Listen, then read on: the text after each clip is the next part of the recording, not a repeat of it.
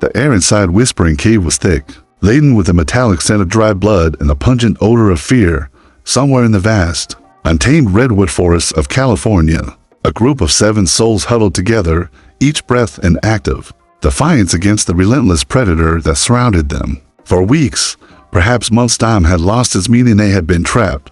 Daylight was a distant luxury, filtered only through cracks in the rock that revealed a gray sky, often obscured by the towering shadow of the terror that held them captive. Sarah, the unofficial leader of the group, nervously ran her fingers over the butt of her shotgun, the cool metal a small comfort against the panic that threatened to engulf her. Her blue eyes, once full of life and optimism, now bore the weight of countless sleepless nights and the responsibility of keeping everyone alive. Beside her, David, a former engineer with a sharp intellect and an almost frightening calm, scribbled calculations on a piece of paper, desperately trying to find a way out. He was the brains, while Sarah was the heart and brawn.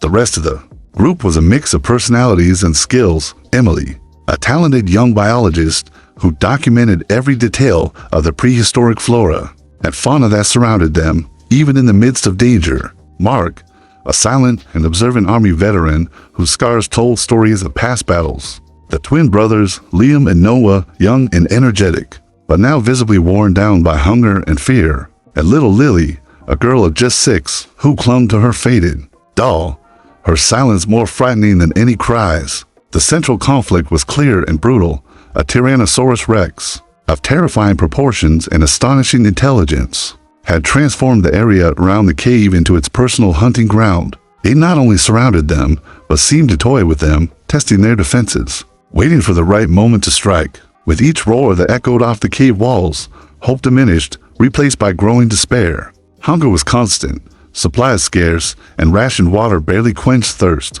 Survival was a daily struggle, a game of patience and nerve against a creature that embodied the very pinnacle of predation. The question hanging in the air, unspoken but felt by all, was, how much longer could they hold out? The weeks dragged on, each day a grueling battle against hunger, fear, and the T-Rex's relentless vigil. The creature, which they affectionately and with morbid dread called King Sombra, was no ordinary predator. Its tactics were calculated.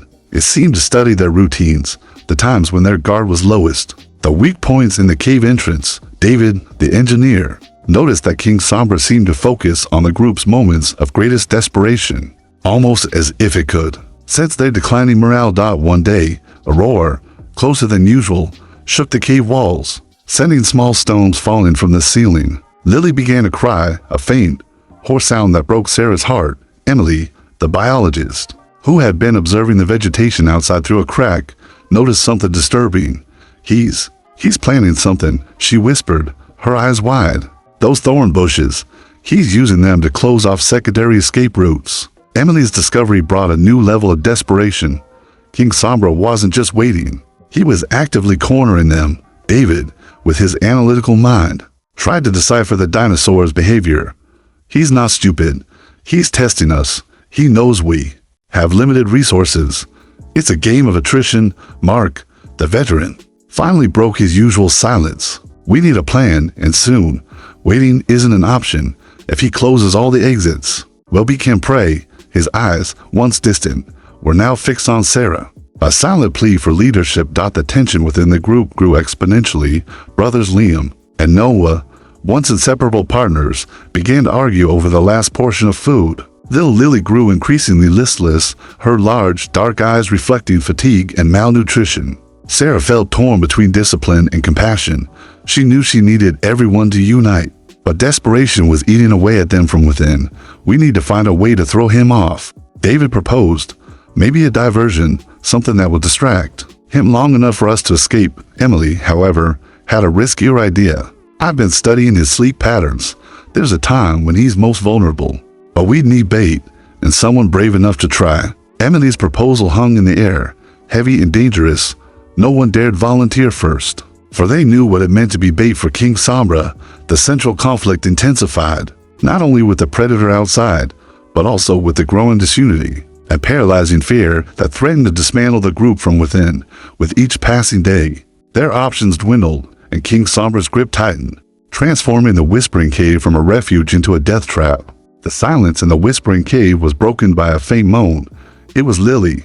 Malnutrition and exhaustion had taken their toll, and the girl was feverish. Her cracked lips barely managed to whisper her mother's name. Panic set in, chilling Sarah's blood. They were running out of time. Little Lily's life depended on immediate action, something that would free them from this deadly trap. David, who had maintained a facade of calm until then, felt the urgency. We can't wait any longer. The bait idea, it might be the only way out.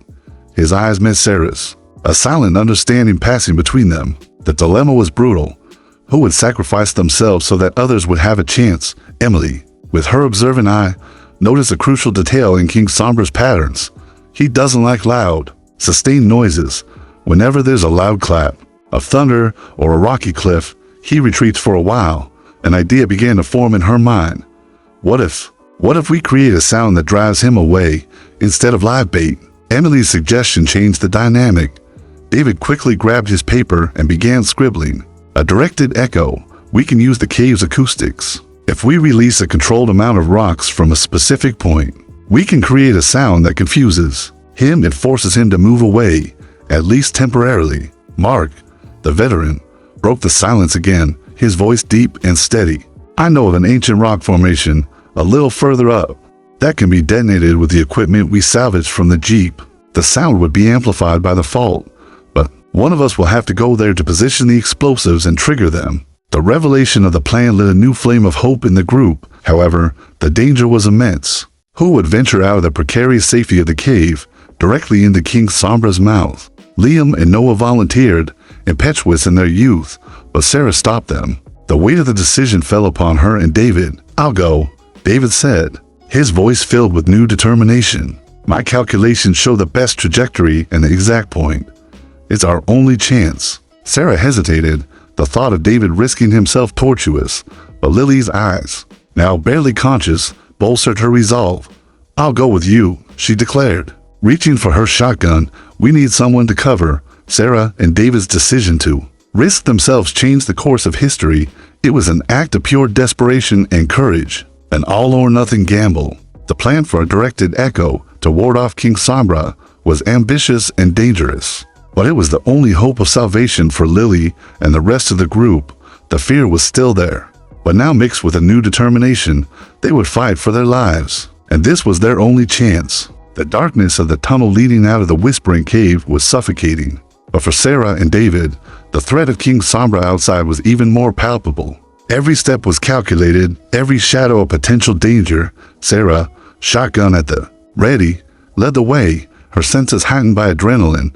David, close behind, loaded the explosives, his mind racing with calculations for the exact detonation point. As they ventured outside, the world outside seemed even more hostile. Giant trees stood like silent sentinels, and the humid air of the redwood forest carried the distant echoes of King Sombra's roars. At first, fear paralyzed them, but the image of Lily, pale and weak, drove them forward. They could not fail. The journey to the rock formation Mark had indicated was arduous. They had to crawl through dense thorny bushes, the same ones King Sombra used to surround them, and climb slippery rocks. Along the way, David, usually so reserved, began to talk about his family, a wife and a son he had lost during the catastrophe that brought these dinosaurs back to life. His voice, choked with grief, revealed a vulnerability Sarah had never seen before. She, in turn, shared the guilt she felt for having insisted that her now-lost sister accompany them on this expedition that had become a nightmare. Amidst the imminent danger, a new and profound connection formed between them, built on shared loss and a desperate hope for redemption. Upon reaching the site, a precarious rocky platform, David began to position the explosives with methodical precision. Sarah remained vigilant, her shotgun trained on the darkness of the forest. Then they heard it, a dragging, heavy sound coming from deep within. King Sombra. He was approaching. He's got us, Sarah whispered, her heart pounding. We have to be quick. David, adrenaline surged. David, his hands shaking, connected the last few wires. Almost there, almost there. A deafening roar erupted, much closer now. The earth shook beneath their feet. King Sombra was nearby, perhaps just a few feet away, invisible in the darkness. Panic threatened to engulf them, but the urgency of the situation forced them to think clearly. There was no time for doubt. It was now or never. The ground shook again, more violently this time, and a guttural sound echoed so close that Sarah and David felt the air vibrate. King Sombra. He was there, lurking in the forest gloom, a hulking figure of teeth and fury. Adrenaline pulsed through Sarah's veins, and she raised her shotgun, the sights a trembling blur against the darkness. "Are you ready, David?" she shouted, her voice barely audible over the pounding of her own heart. David, sweating and panting, made the final adjustments. "Ready? Fall back, Sarah. 5 seconds." He pressed the detonator, and the small lead flashed red dot just as David pressed the button. A deafening roar erupted from the darkness, so powerful that the leaves on the trees seemed to tremble. King Sombra burst from the woods, his yellow eyes glowing with terrifying intelligence. Focus on them. He lunged forward, a thunder of muscle and fury, straight for the platform they were standing on. "Run, David!" Sarah screamed, firing a warning shot into the air. A desperate attempt to buy a few more seconds. They both threw themselves back from the overhanging rock, just as the T-Rex's colossal body hit the edge of the platform. The impact was crushing, rocks and earth flew. The predator, in its blind rage, didn't realize it had triggered the sound trap. Then, the explosion. It wasn't an ordinary dynamite explosion. David's plan, perfected with Emily's knowledge of the cave's acoustics, generated a controlled sequence of small charges that, when they struck the rock formation, created a seismic reverberation. The sound, amplified by the fault lines and reverberating chaotically, wasn't just loud. It was a wall of distorted, incessant noise that seemed to tear at the very fabric of the forest. King Sombra, caught off guard, screeched. It wasn't a roar, but a sound of discomfort and confusion. His gigantic head shook from side to side, his eyes wide, trying to locate the source of the chaotic sound that seemed to assault his sensitive eardrums. He staggered back, disoriented, losing his balance on the edge of the platform. The rock, already weakened by the dinosaur's impact and now by the sonic shockwave, began to give way under King Sombra's colossal weight. Deep cracks formed. With a final screech of terror and confusion, the T-Rex slipped. Its gigantic body plummeted into the abyss below, followed by a deafening crash as it collided with the ravine floor. The silence that followed was almost more frightening than the noise, an absolute, oppressive silence. Sarah and David, panting, crawled to the edge of the platform below. In the darkness, there was no movement. The threat had been neutralized. They had succeeded. The victory was bittersweet, for they knew that King Sombra's life, like theirs, had been a struggle for survival, but the predators ended there. The whispering cave felt different now. The air, once heavy with the tension of constant threat, was lighter. The silence, which had once been a premonition of danger, was now a balm. Sarah and David returned, exhausted, but with a new light in their eyes. Seeing them, the pale faces of Emily, Mark, Liam, and Noah lit up. Little Lily, still weak, opened her eyes and gave a faint smile at the sight of Sarah. "He's gone," Sarah announced, her voice hoarse with emotion, but firm. "We made it." A collective sigh of relief filled the space. The joy, pent up for so long, finally burst forth in hugs and tears. Emily rushed to examine Lily, and with the threat eliminated, the hope of finding more abundant food and water renewed the group's energy. In the days that followed, life in the cave began to change. With King Sombra out of the way, the pressure eased dramatically. David, with Mark's help, began exploring the surrounding area for supplies. They found a freshwater spring and some edible plants that Emily identified. The meager diet began to improve, and with it, the group's strength and spirits.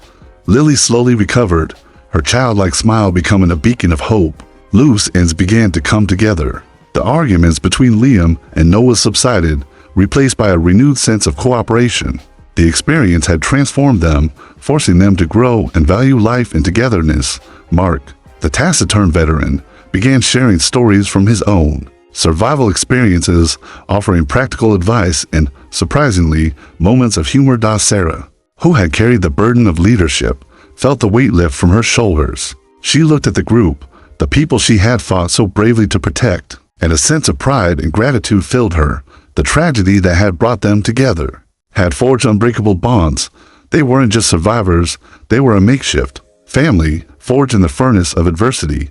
Despite their victory, the experience had left a deep mark on them. The invisible scars would remain, reminding them of the fragility of life and the brutality of nature. But they would also remind them of the resilience of the human spirit, the strength found in unity, and the courage that emerges when all seems lost. The outcome, surprising to them, was not just the elimination of a predator, but the rediscovery of hope and the ability to move forward even after facing the abyss. 2 years had passed since King Sombra's fall. Whispering Cave, once a nightmare, had become a temporary refuge and eventually a starting point for a new chapter. The United States government, after weeks of searching, finally located the group, drawn by a distress beacon that David had managed to activate with the last remaining batteries. The rescue was a mixture of relief and an abrupt transition back to a world that seemed to have forgotten the primordial threat that loomed over them. Sarah, after a period of physical and psychological recovery, became an active voice in wildlife advocacy and awareness of the lingering dangers of restored ecosystems. Her experience gave her a unique perspective on human resilience and the need for coexistence, even with the most fearsome creatures. She rarely spoke of King Sombra without a shudder, but the memory of his intelligent gaze and the sound of his roar drove her to ensure such horrors were understood, not just feared. David, for his part, devoted himself to researching new environmental protection technologies,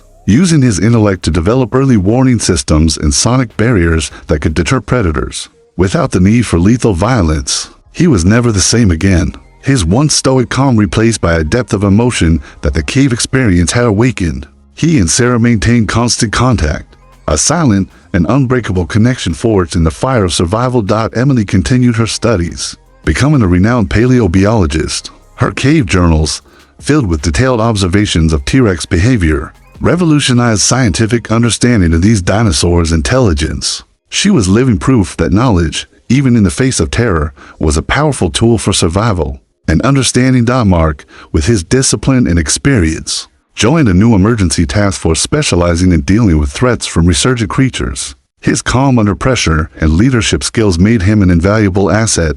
Liam and Noah, the brothers who matured so quickly in the cave, followed different but equally impactful paths. Liam became a naturalist, working to reintroduce native species into damaged ecosystems, while Noah devoted himself to medicine, driven by the memory of Lily's illness. Both carried with them the lesson that life is a precious gift, to be lived with purpose and gratitude, and little Lily, grew and thrived. Though her memories of the cave were hazy, she retained the faded doll, her lucky charm, and an innate sense of courage and wonder at nature. She became the embodiment of hope, a living reminder that even in the most dire circumstances, life finds a way to flourish. Their story has become a modern legend, a testament to the resilience of the human spirit against the primal forces of nature. They were heroes not for slaying a monster, but for choosing life, unity, and hope in the face of annihilation. The Whispering Cave, now sealed and studied, remained a silent monument to the Last Refuge, a reminder that even in the deepest despair, true strength lies in the ability to adapt, to unite, and, surprisingly, to find a new beginning.